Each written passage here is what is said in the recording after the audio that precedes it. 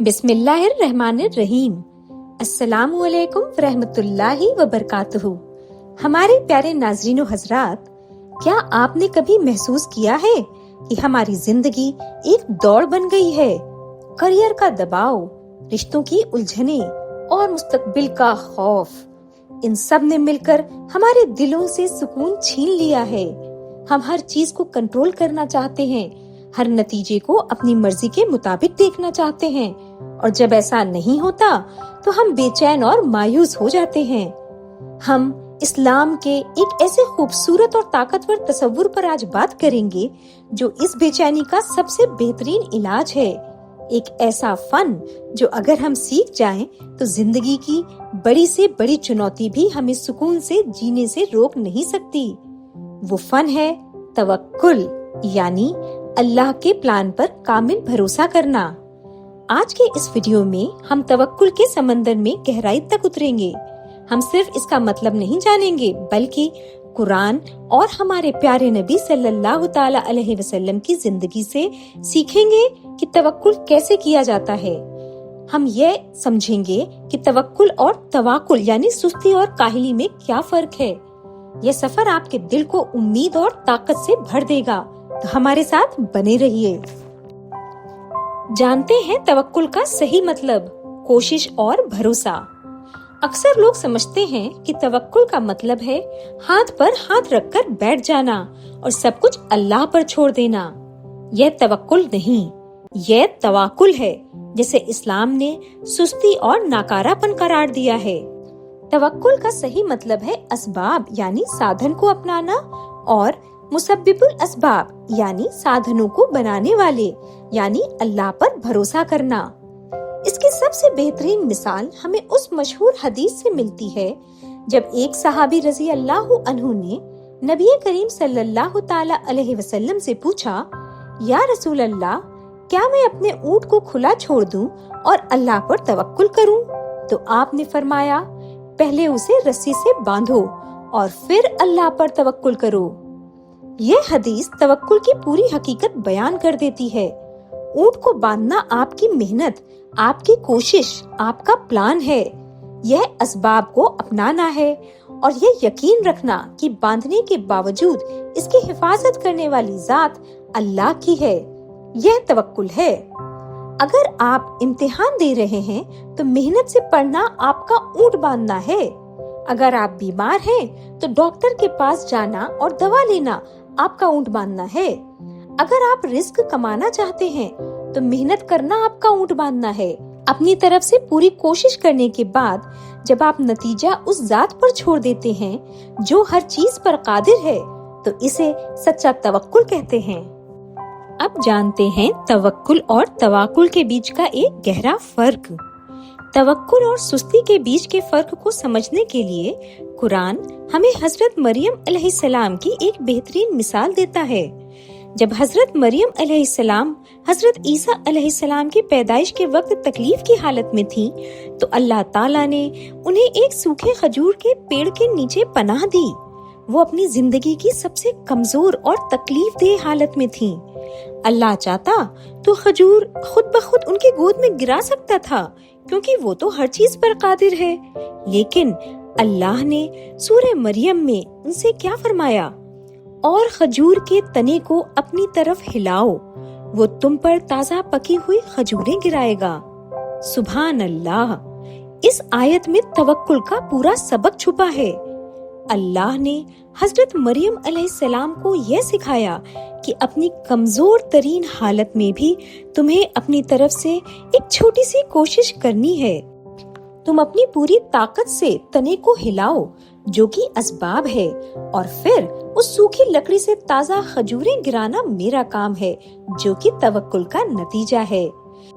जो लोग अपनी नाकामी का इल्जाम अपनी किस्मत या तकदीर पर डालकर मेहनत करना छोड़ देते हैं, वो तवक्कुल नहीं बल्कि तवाकुल यानी सुस्ती का शिकार हैं, और इस्लाम इस सोच की हौसला शिकनी यानी डिस्करेज करता है।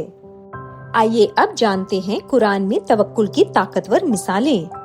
कुरान उन ان لوگوں کی کہانیوں سے بھرا پڑا ہے جنہوں نے ناممکن حالات میں اللہ پر کامل توکل کیا اور اللہ نے ان کے لیے راستے بنائے۔ حضرت موسیٰ علیہ السلام جب سارے راستے بند ہو گئے، تصور کیجئے اس منظر کا۔ حضرت موسیٰ علیہ السلام اور بنی اسرائیل کے سامنے ایک بڑا سمندر ہے اور پیچھے فرعون کا خونخوار لشکر۔ ظاہر طور پر بچنے کا کوئی راستہ نہیں تھا۔ ان کی قوم نے مایوس ہو کر کہا، ہم تو پکڑے گئے۔ لیکن حضرت موسیٰ علیہ السلام کا توکل دیکھیے۔ انہوں نے فرمایا، کلا انا مئی ربی سیہدین، یعنی ہرگز نہیں، بے شک میرا رب میرے ساتھ ہے، وہ مجھے ضرور راستہ دکھائے گا۔ انہوں نے یہ نہیں کہا شاید دکھائے گا یا امید ہے، بلکہ کامل یقین کا اظہار کیا، اور پھر اللہ نے سمندر میں ان کے لیے سوکھا راستہ بنا دیا۔ حضرت ابراہیم علیہ السلام جب آگ گلزار بن گئی، جب حضرت ابراہیم علیہ السلام کو آگ کے ایک بڑے الاؤ میں پھینکا جا رہا تھا تو حضرت جبریل علیہ السلام نے آ کر پوچھا، کیا آپ کو کوئی ضرورت ہے؟ ان کا جواب توکل کی انتہا تھا۔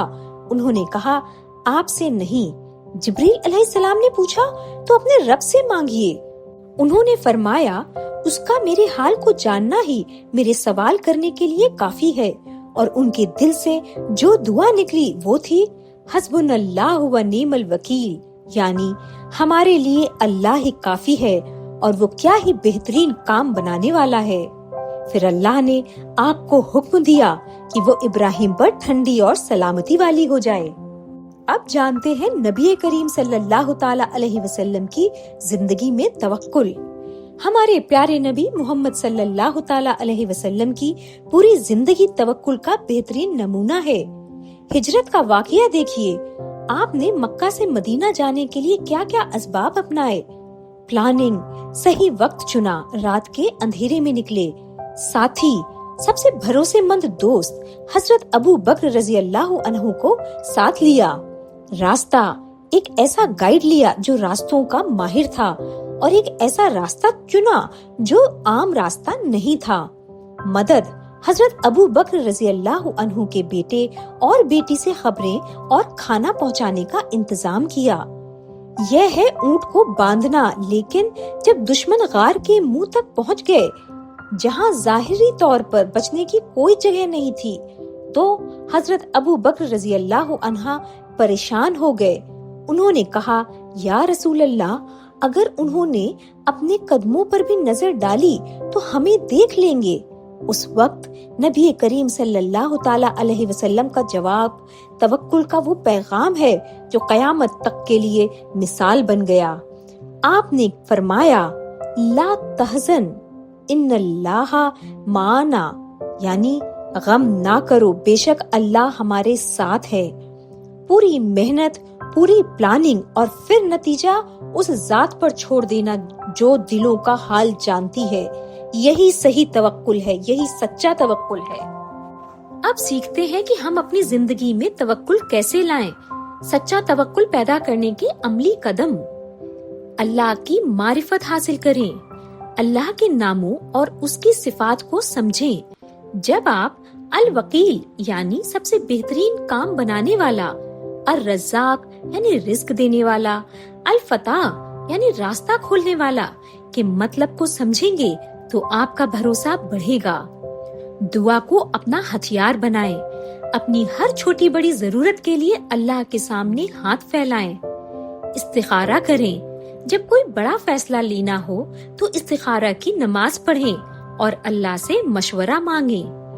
اللہ کے بارے میں اچھا گمان رکھیں، حسن الظن باللہ، ہمیشہ یہ یقین رکھیں کہ اللہ آپ کے لیے جو بھی کرے گا وہ بہترین ہوگا، چاہے وہ آپ کی سمجھ میں آئے یا نہ آئے۔ نبیوں اور نیک لوگوں کی کہانیاں پڑھیں، ان کی زندگی سے آپ کو ہمت اور سبق ملے گا۔ نکاراتمک سوچ سے بچیں، مایوسی اور شک شیطان کی طرف سے ہے، اللہ کی رحمت سے کبھی مایوس نہ ہوں۔ اب جانتے ہیں توکل کے میٹھے پھل۔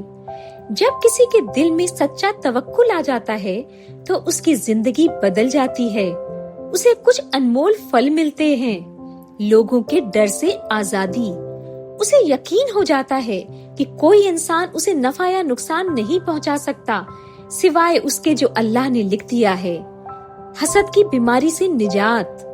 वो दूसरों की नेमतों पर हसद नहीं करता क्योंकि उसे पता है कि अर-रज़्ज़ाक़ सबको उसकी तकदीर के मुताबिक देता है। कनात यानी कंटेंटमेंट। उसे जो कुछ मिलता है वो उस पर राजी और शुक्रगुजार रहता है। दिली सुकून।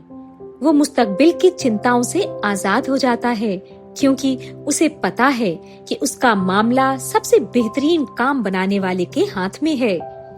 अल्लाह की मोहब्बत और कुर्बत। यह तवक्कुल करने वाले को अल्लाह का महबूब बंदा बना देता है। हमारे प्यारे नाज़रीन हजरात, तवक्कुल जिंदगी से भागने का नाम नहीं बल्कि जिंदगी को सबसे बेहतरीन तरीके से जीने का नाम है। यह कोशिश ना करने का बहाना नहीं बल्कि अपनी कोशिश पर अल्लाह की रहमत को शामिल करने का जरिया है।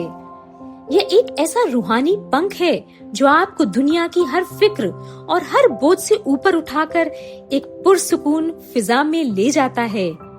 आइए हम सब मिलकर दुआ करते हैं, ऐ अल्लाह हमारे दिलों को तवक्कुल के नूर से भर दे। ऐ अल्लाह हमें असबाब अपनाने और नतीजा तुझ पर छोड़ने की तौफीक अता फरमा। ऐ हमारे रब हमें उन लोगों में शामिल कर जिनसे तू मोहब्बत करता है। हमारी हर परेशानी को आसानी में बदल दे और हमारे हर मामले का बेहतरीन काम बनाने वाला बन जा। आमीन या रब्बुल आलमीन। अस्सलामु अलैकुम रहमतुल्लाहि व बरकातहू। अगर आपको ये वीडियो हमारा पसंद आया हो तो लाइक, शेयर, कमेंट करें और हमारे चैनल को सब्सक्राइब जरूर करें ताकि हम ऐसे ही इल्मी और रूहानी वीडियो अपने चैनल करिश्माई कुरान के जरिए आप तक पहुंचाते रहें।